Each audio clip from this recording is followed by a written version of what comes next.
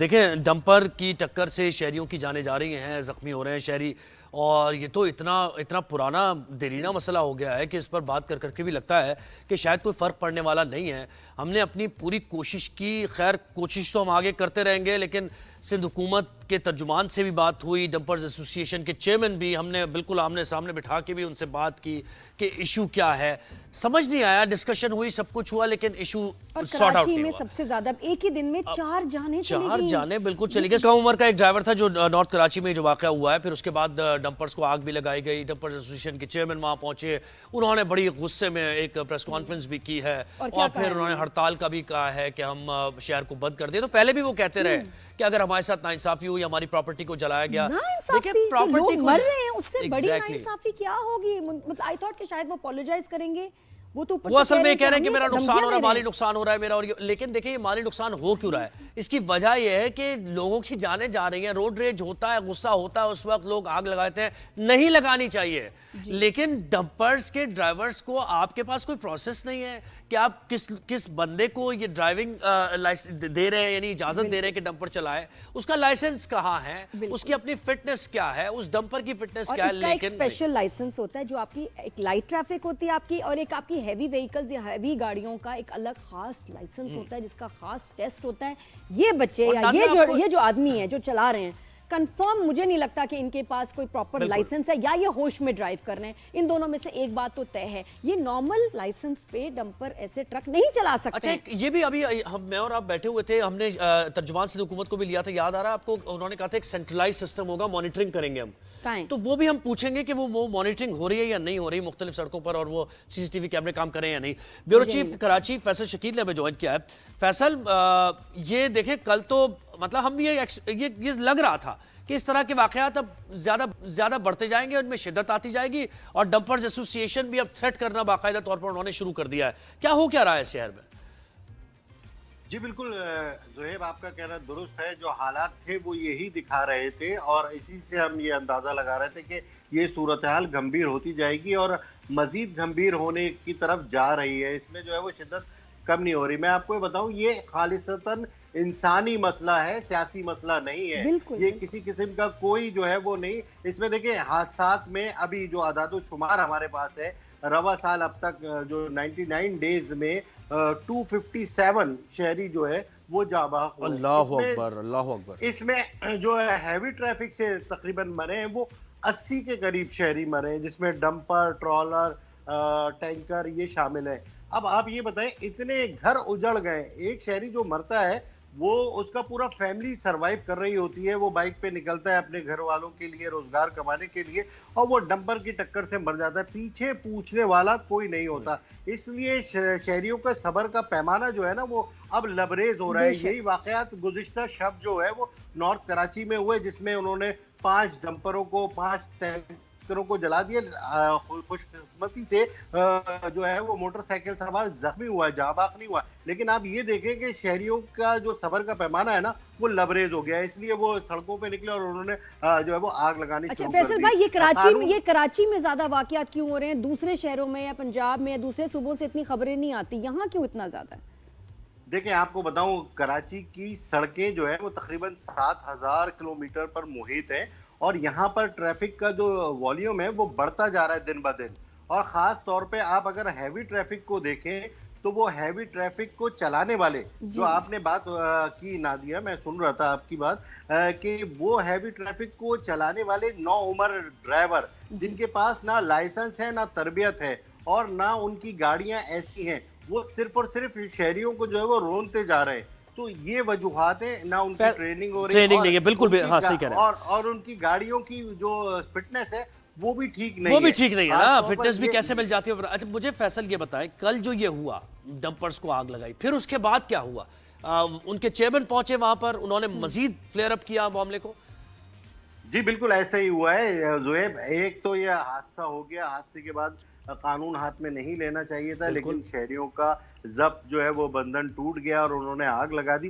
اس کے بعد صورتحال مزید جو خراب ہوئی، وہ ڈمپر ایسوسی ایشن کے چیئرمین جو ہے وہ اپنے جو ہے وہ مسلح گارڈز کے ساتھ اور ساتھیوں کے ساتھ، جی۔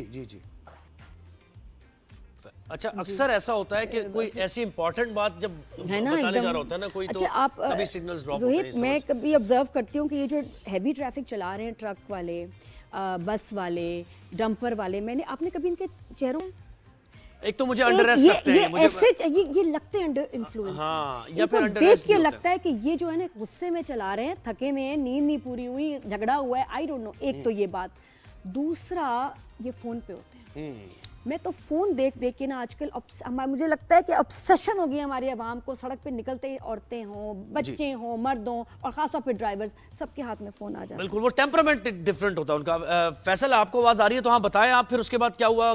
प्राइवेट गार्ड्स के साथ वहां पहुंचे?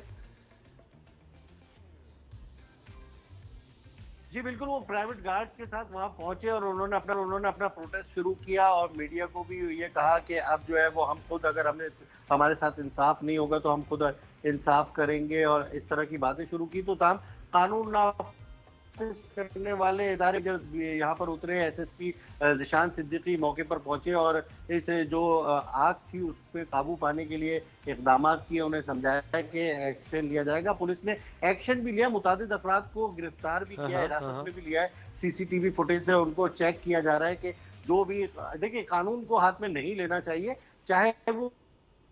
अच्छा, मुझे फैसल, कोई हड़ताल का भी ऐलान किया इन्होंने? हड़ताल का भी किसी ऐलान किया, कोई तारीख दी है एहतजाज की? देखिए मैं आपको बताऊं, मैंने आपको शुरू में बताया, यह है इंसानी मसला, सियासी मसला नहीं है। इसको सियासत की तरफ ले जाया जा रहा है। मुख्तलिफ ग्रुप्स हैं सियासी जो कि इसमें उतर के अपनी सियासी दुकान चमकाने में मसरूफ हो गए और वो ये चाह रहे हैं कि सियासत हो और लिसानियत की तरफ जाए। ये मैं आपको बताऊं, ये लिसानियत की तरफ नहीं जाना चाहिए, वरना सूरत हाल खराब हो जाएगी मजीद शहर में। इस शहर में अमन बड़ी कुर्बानियों के बाद आया है। डंपर एसोसिएशन वालों को कुछ ना कुछ तो अनाउंस करना पड़ेगा। इनको कोई ना कोई स्ट्रेटेजी अपनी डंपर वालों को चेंज करनी पड़ेगी। Timing, speed, criteria of drivers को चेक करना, उनको फाइन करना, ये बहुत जरूरी है। और हुकूमत की तरफ से ही फैसले कहा गया था ना, हमसे भी बात उन्होंने की थी कि हम अब एक सिस्टम लेके आ रहे हैं, एक कॉम्प्रिहेंसिव, वो बड़ा जबरदस्त निजाम। हमारे हाल सिर्फ बातों में होते हैं, सड़क पे नजर नहीं आती। वही मैं बता रहा हूँ कि अभी 2 रोज में जो हुकूमत है, अभी डीआईजी ट्रैफिक से आपसे कुछ देर पहले मेरी बात हुई है, पीर मोहम्मद शाह, वो ये बता रहे हैं कि गुज़िश्ता शब उन्होंने 80 गाड़ियों को बाउंड किया है।